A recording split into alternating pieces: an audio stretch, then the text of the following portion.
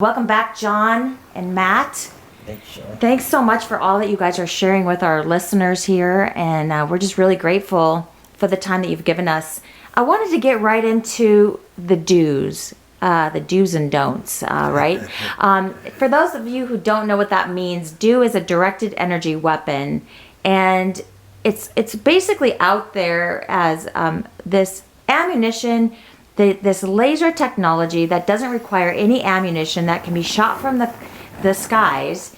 And Fox News did a big report. And for those of you who heard me a few weeks back, I played that clip for you. But, you know, we can't help but ask this question. Is this a role in some of these fires where these firefighters have not seen these type of fires in all their careers? So I'm going to just put the question out there for John or Matt to take, please.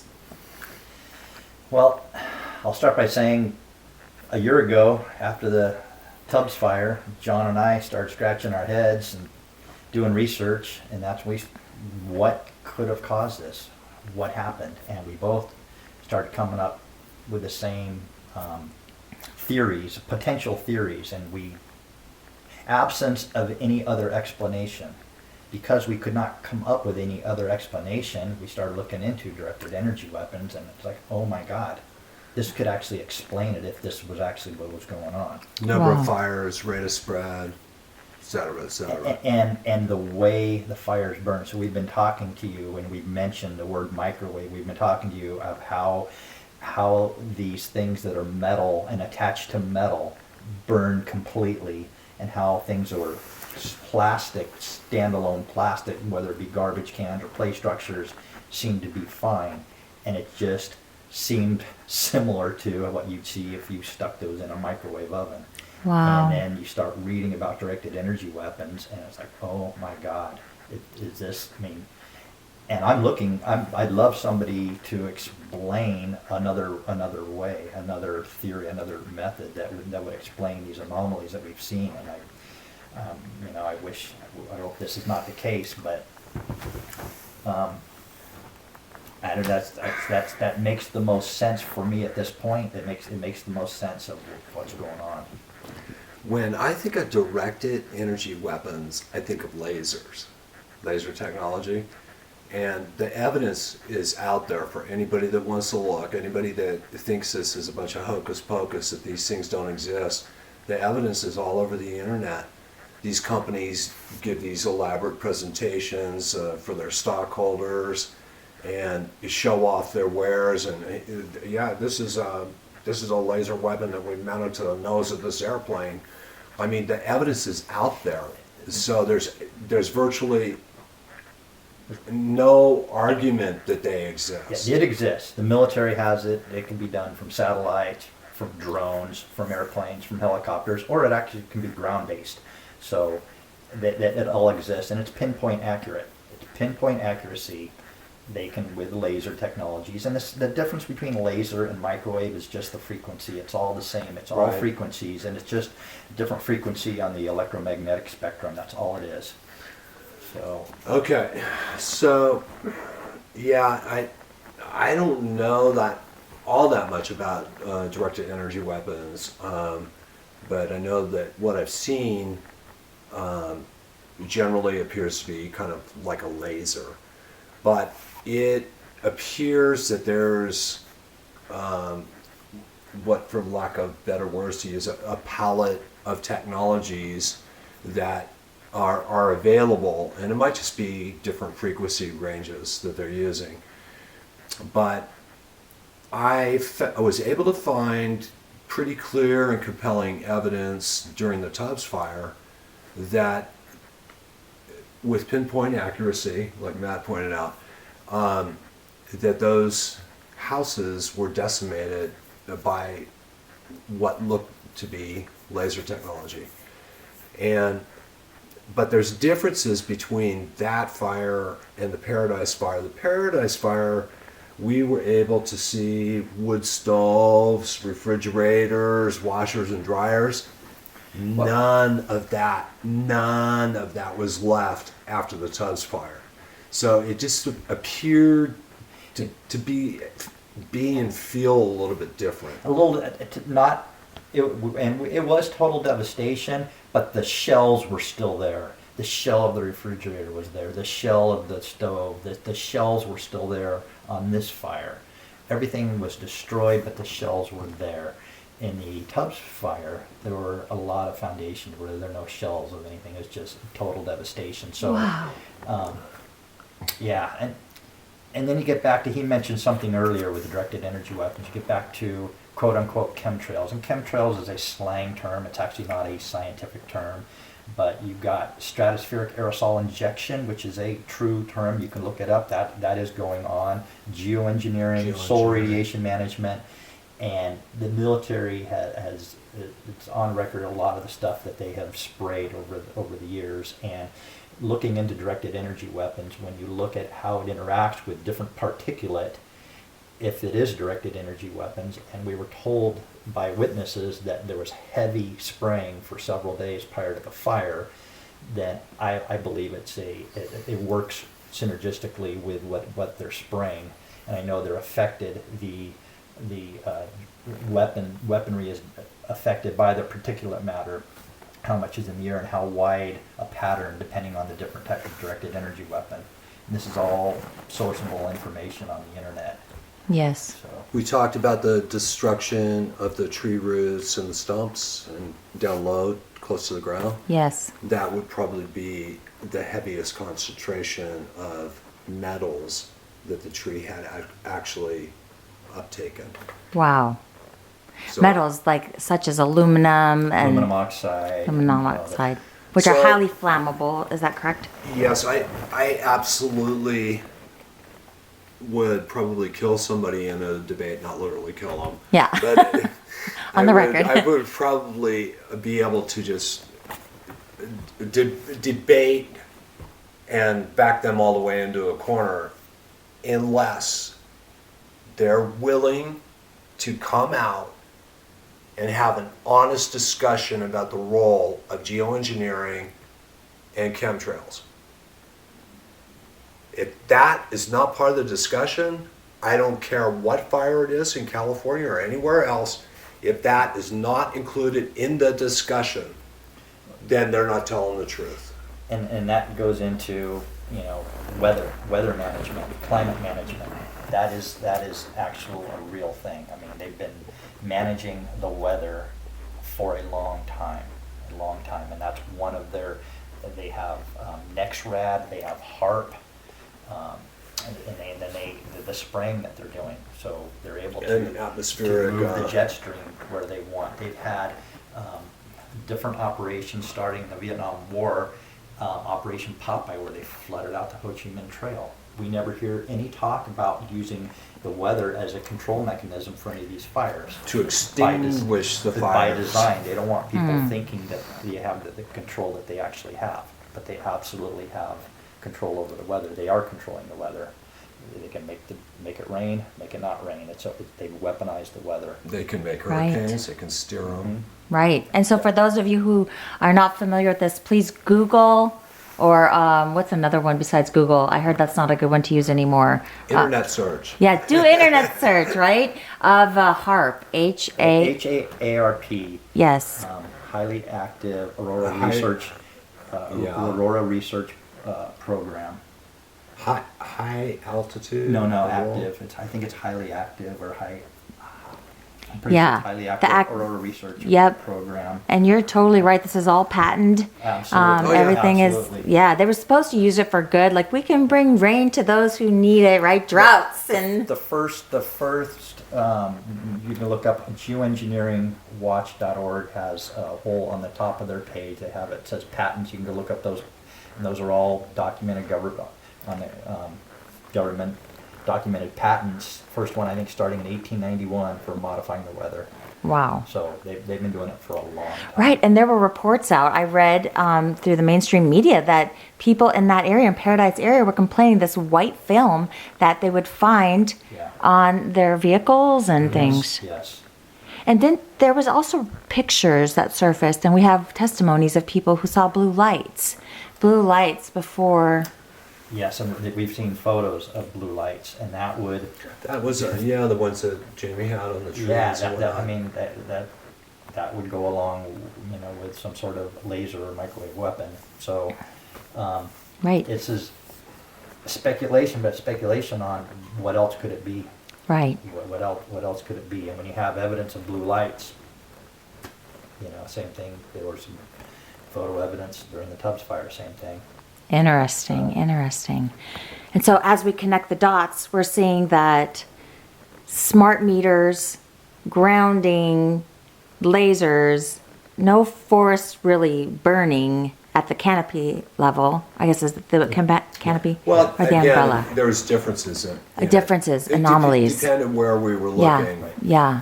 And if these fires were caused by directed energy weapons, and it did have these effects that we're talking about, burning, trying to get to ground, burning this way, the exposures and whatever's around is going to automatically start normal fires.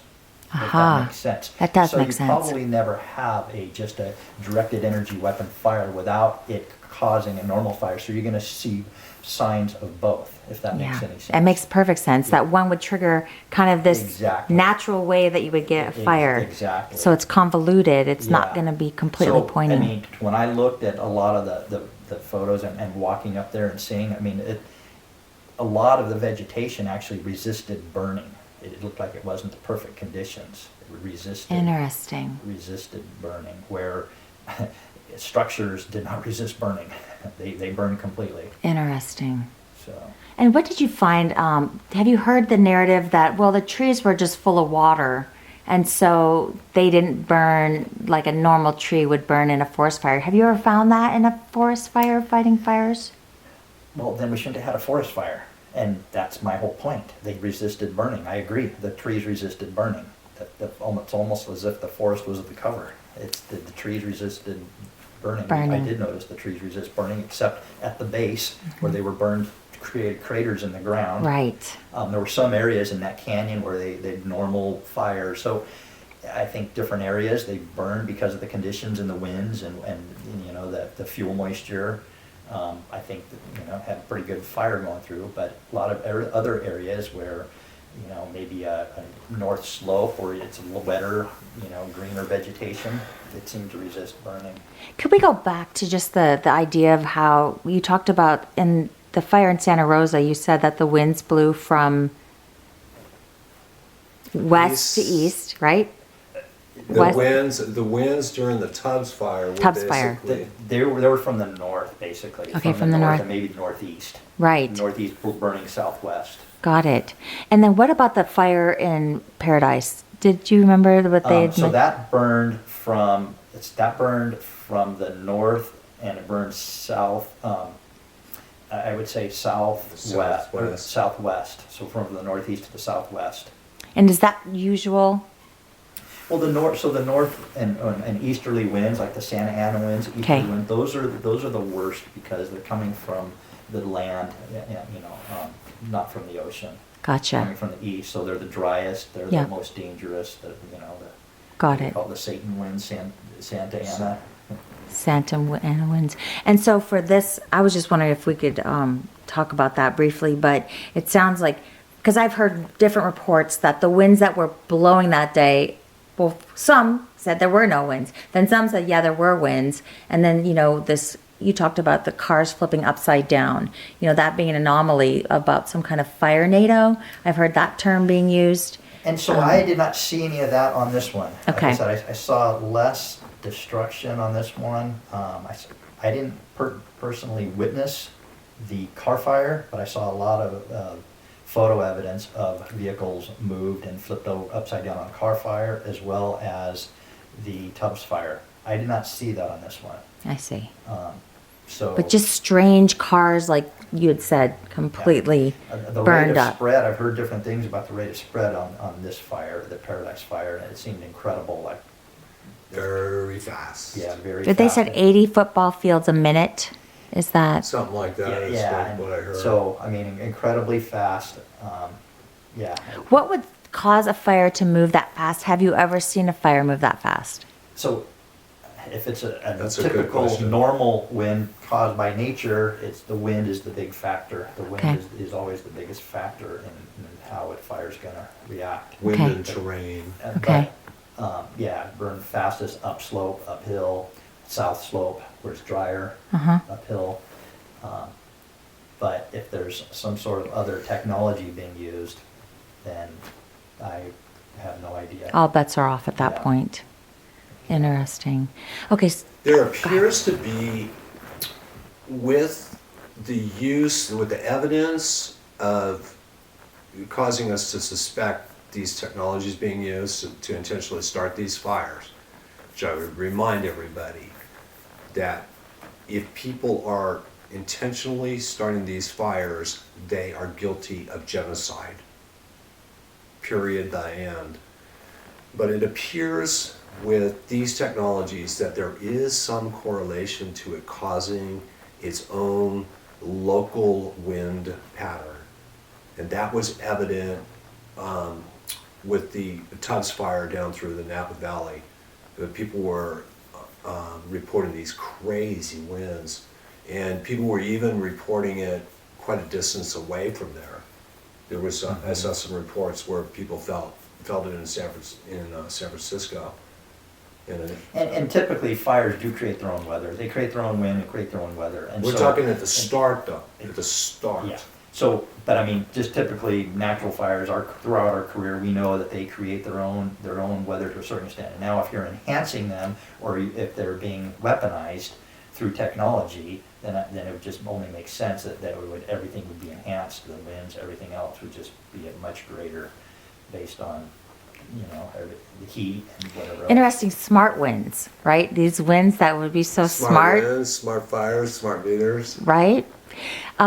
Speaking on that idea of smart winds, John, I want to go back to where you're talking about these mobile home parks and how they weren't grounded or potentially not grounded.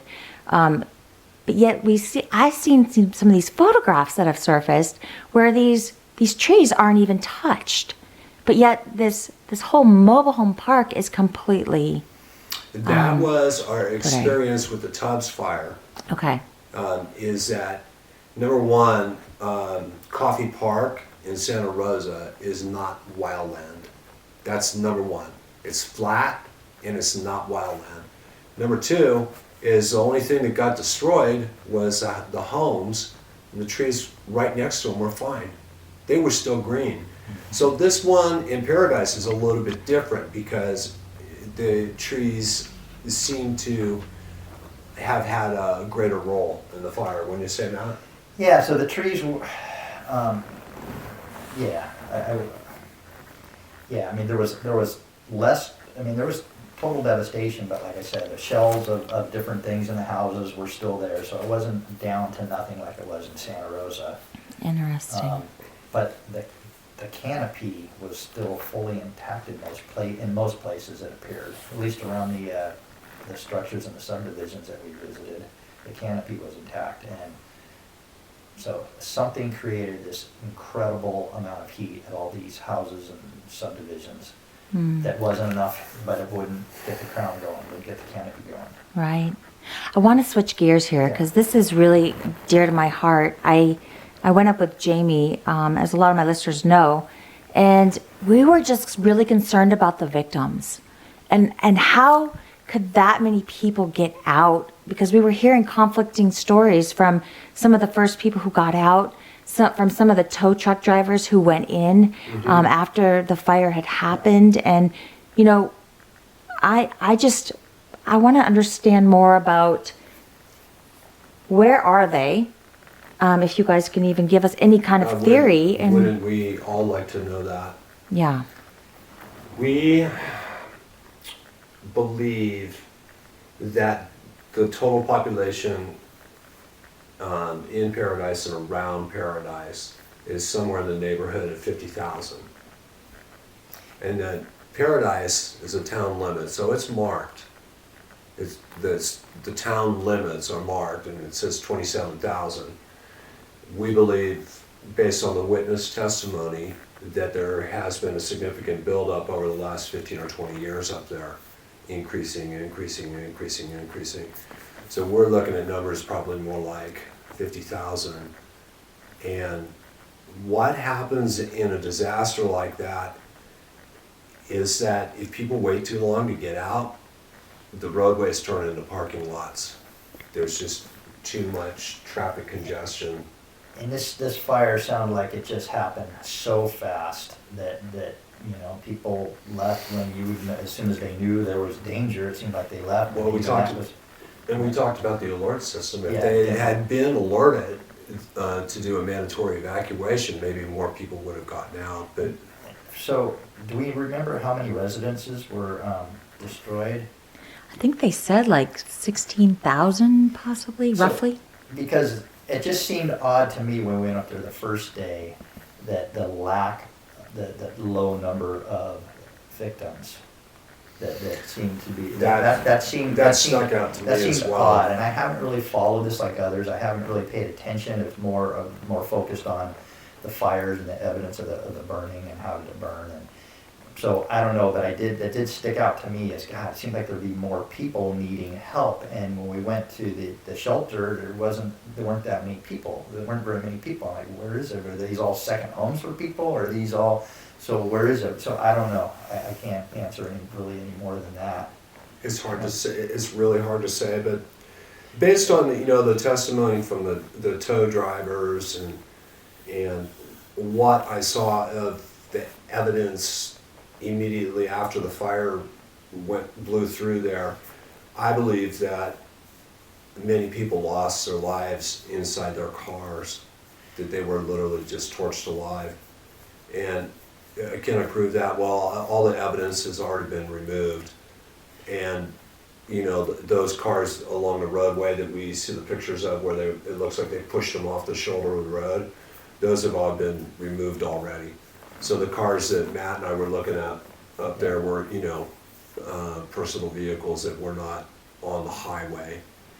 So I'll tell you one thing that bothers me is I've talked to people that I know in the area, and 30 days after the event, I think it was up 30, maybe I'm wrong on the time, but a long time, weeks after the event, they still weren't able to go up there and check on their cats or whatever. And when we got through there, PG&E had been there, and they were fine being there. I mean, they turned the power off. They could escort people in, but people were not allowed in even to check on their pets for a long time.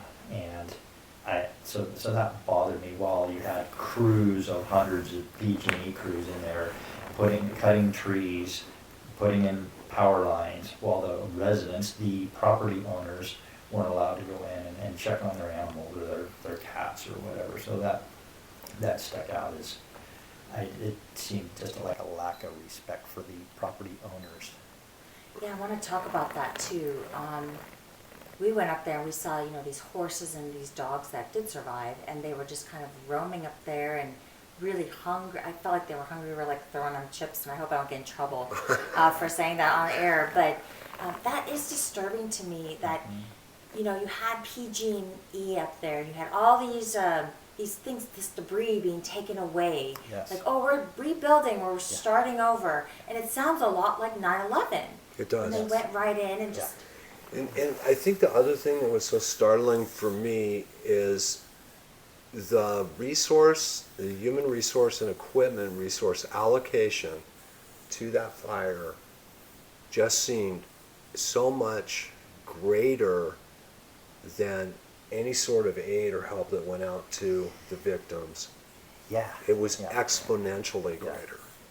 Yeah. And that just struck me as... And when you Not drive right. along, as you've probably seen when you're driving along, I mean, you see tree after tree after tree along the utility lines, big ones and unburned ones. We're talking 4 or 5 foot diameter, some of them ponderosas, that are being taken out. I mean, on people's private property. Right. And being taken out and being sent, I don't know where, but we're talking thousands and thousands of board feet of good lumber that's all being extracted before residents were even able to come back and check on their Right. One of the properties that Matt and I looked at and gathered forensic evidence on there was two different things that had gone on there. One was a tree notice of their intent to remove any damaged trees on the property. Okay, that's one. And the other one was hazardous materials. Okay, and so they had tagged us as, okay, you're clear, you're clear of hazardous materials, and they drug all of these, steel fuel cans and 5-gallon paint cans or whatever was in them, in 1-gallon cans. They drug all this stuff out and marked it with an X, and then, they'd been inside of where what was left of the structure, inside these people's private property, sorting through for all of this. And the back to the cutting of all the trees. It's like, question, why are they doing that? Why are they cutting all these big trees down? They weren't affected in the fire. They know that. Why? And then you hear about 5G. Right. And one witness we talked to one of the PG crews, and he had mentioned that 5G, he was told that 5G was going to be going in up there. And 5G, when you learn about it, it is high frequency, but it's affected by obstructions. So if there's big trees in the way, then that's going to affect it. So it makes you wonder, is this... And 5G is coming. They don't make any bones about it. Nope. I just heard that... Whether we want it or not. Whether we want it or not, no opting out, right? No Right. opting out.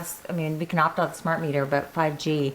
I just heard that they were talking about, mainstream media was talking about not rebuilding Paradise after all, because it's too dangerous. There's just remember these diet lanes they made? They were 4-lane roads, and then they turned it into 2-lane roads right through Skyway. Mm-hmm. And the question was, what if there's an emergency and people can't get out, or there's an emergency vehicle and you have one of these 2-lane highways, and so now there's this talk about, only having one way in and one way out of these mountain homes is dangerous. I don't think it's smart for us to rebuild with all the insurance costs that's going to cost us to rebuild. Now they're talking about scrapping the whole deal, and supposedly all these displaced people will not have a place to return to, which sounds even further fishy to me. What are your thoughts, or have you heard anything on that? I don't know. I guess time will tell what the real agenda is. Right. We'll see what... Right. I would comment that we have the experience of actually going through the NorCal fires, the Tubbs fire, and the related NorCal fires. And the type of help that I saw those people receive would be what I would expect now, and which was next to nothing. They buying people out, offering them a bunch of cash just to walk away. Yeah. Disclose weird stuff like disclosure statements for Israel. Weird stuff. Wow. And then I think that a lot of people may be on the hook for their mortgage, and that the insurance companies probably are. Well, one of them went bankrupt already. It's an opportunity to, if you are going to build, you're going to be jumping through the new building hoops. Right, the new and then smart it standards. could potentially be cost prohibitive, don't you think? Well, I think time will tell. I mean, if time will tell what the ultimate agenda is, I think if they let people go back, how create enough loopholes to jump through, or enough expense, then we'll see. I think we'll see. So it's interesting listening to what you were saying, but I think time will tell. And if they don't let people back in there, we're going to be people whose houses didn't burn. They sure have been hinting about that, haven't they? That we got to change our thinking on this. And oh yeah, no, I mean, and through insurance companies, through not insuring. I mean, that's there's a lot of tools. If they don't want people to, they want to get rid of that community. There's a lot of tools at disposal. Wow. But this is all just speculation and all. Yeah. We're almost done, believe it or not. We're starting to wrap up this whole show, and this show could go on for hours. It's just so much to cover, but I did want to say one thing just to kind of recap on the fire victims. You know, we went into these centers, what do you call them? These shelters, right? And Red Cross shelters. And we just didn't see the evidence of people there. It was mind blowing. And I know we covered that briefly, but I want to make sure we touched on that. So these people there may not be enough people to rebuild up there after all. I mean, and this might be another just disguise of, hey, we can't rebuild, it's too dangerous. And I know that's my own opinion, guys, I'm speculating. But, you know, with all this devastation and so much, one of the things I always want to talk about is solutions. You know, what can we do to protect ourselves, inform ourselves? And I always want to give people, hey, here's the good news. We've given you all this bad news to wake you up not to wake you up, but to give you eyes to see of what might be happening below the surface, you know, as we dig down the rabbit hole. Could either of you talk about go ahead. Yeah, I'm going to John. start because I'm going to let John do the conclusion and his solution. But I want to just start by the only reason that I'm here, that my biggest goal is just to try to help wake people up to what's really going on. A lot of what I've said and what John said probably going to sound crazy to a lot of people. And, you know, we are just two retired firefighters who, you know, had no problems through our career. We did a good job. We were kind of leaders in our organizations, and we have both come to the same conclusion, and it's all been evidence-based. It's all been evidence-based. We both have a desire to find out the truth. And so I am just trying to wake people up. Everything that I've said, and you look up directed energy weapons, I don't know exactly what happened. We're trying to guess what happened. But these fires are nothing like any of the fires that I went on my whole career. And I think you would agree. Yeah. So I just wanted to get that out there, that everything we've said, when we're talking about directed energy weapons, when we're talking about geoengineering, all that can be looked up. All that technology does exist. How they used it, did they use it, all that, yes, that's speculation. But absent any other better explanations, I'm ready. I want to hear it. I want to hear what those better explanations are. So that's kind of where I am. I'm going to turn it over to John with the solutions. Thank you, Matt. Yeah, I get to where I'm talking about this stuff and I'm thinking about the victims, and my heart breaks. Mm-hmm. It just breaks in two. It's like, I believe that a lot more people were killed than is being reported, and these people have just been so adversely affected, the ones that did survive, and they're going to be put through this bureaucratic hell, aren't they, Matt? We're here from the government, and we're here to help. So, it's just unbelievable. So thanks, Matt. What can people do? We always like to end it on a positive note. Some of this stuff we're talking about is really deep and really heavy, and people, I think it's bred into Americans to want to help. So people do want to get involved. So the one I always start with is pray. Pray for the victims, pray for those that were lost, pray for the people that lost property, pray for them all. And you know, families have literally been ripped apart. So pray. Pray long, pray hard.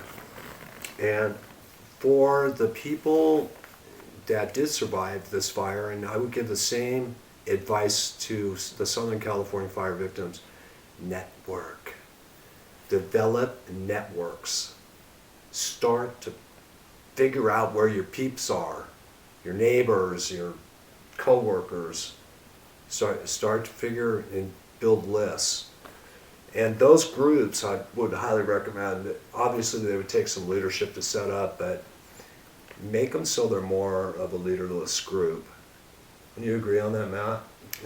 Yeah. Just so make it so that anybody in the group could pick up the ball and run it. But we need to take care of each other. We need Right, to take care of each other. We have to that's why the more we wake up to what's really going on, then we realize that we need to have a network of friends and hopefully like-minded people that understand the bigger picture of what's going on. Yeah. So, and share experiences. You know, we always used to be able to go back to the firehouse and kind of defuse from, you know, heavy calls there just by being around each other and talking about it. But share your experiences with other people and also your knowledge, you know. So, and fight. Don't give up. Don't ever give up. Don't ever give up hope, no matter how dismal it seems. And this one here is pretty important. It's a little bit sensitive of an area to talk about, so I'm just going to remove all sensitivity and just spit it out, okay? If you're looking to help out the victims, please, please, please look for sources, for avenues to help out the victims financially, that where the money's actually going to get to them. Because we've seen in this nation that the amount of money that gets donated to Red Cross after a huge disaster like this, there is a fraction of the money that actually gets back to the victims. So look for viable sources to donate and try to help out that way. I don't really have. I know Jamie's. Yeah, Jamie seems like he's been doing a great job with that, of taking 100% that comes in and giving it. He's shown evidence and videos of it with you. That's great. That's excellent. So that Jamie's site is A Plain Truth. So, and that's the only other one that I've seen so far. But there's bound to be others out there. But anyway, look for viable sources. Don't donate to Red Cross. It'll never get to them. And, you know, spread the word about this stuff.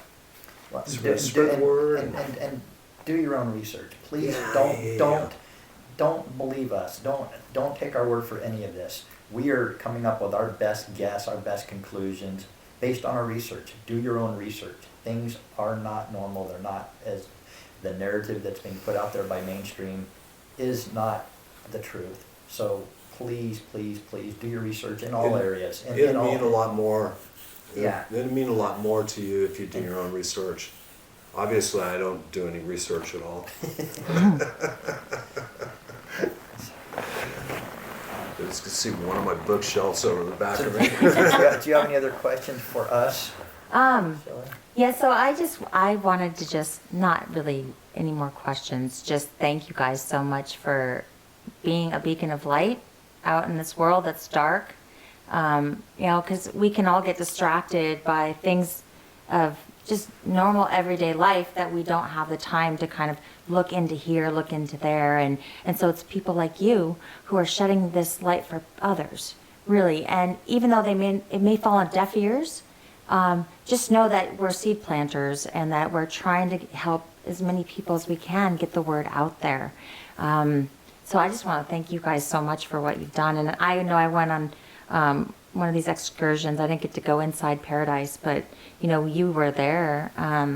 You saw so much, and thank you for being eyes and ears for those of us who didn't get to see some of the devastation inside of there. And you're such a voice for the victims. I mean, they don't get their say. They don't get to tell their story. And so for them, you know, this is going to probably be, a really bad memory for a lot of people. Remember Paradise, but, you know, a lot of their family members are grieving and hurting, and they want to know the truth. They want to know. And so thank you from the bottom of my heart for sharing your stories and your expertise and just being able to talk about it. This is huge for us, and I'm just really thankful. We have about 5 more minutes if there's anything else you guys want to conclude with. Otherwise, we'll turn it over to some commercial breaks. I got an idea. What? Let's the three of us pray. Okay. How's that? All right. You want to lead us? I'll lead it. Okay, John. Dear Heavenly Father, we thank you for this day. We thank you for the many blessed relationships that we have, our family and our friends, for the many, many blessings that you bring us. Lord, we send our love out to the victims of the fire, those lost and those people who are still suffering, and all of the other disasters that are going on across the nation. And we ask you, Lord, to pick up those people's spirits, and so that they don't lose hope, and provide for them. And Lord, we ask that if there are people that are intentionally using these technologies to harm others, we ask that you expose them or strike them down into hell, into the depths of hell, Lord. We thank you, Lord, for hearing our prayer. Amen. Thank you guys so much. And on that note, we are going to continue this Paradise Fire coverage as long as, we have breath in our lungs. So next week, we'll get into some more of the photographs.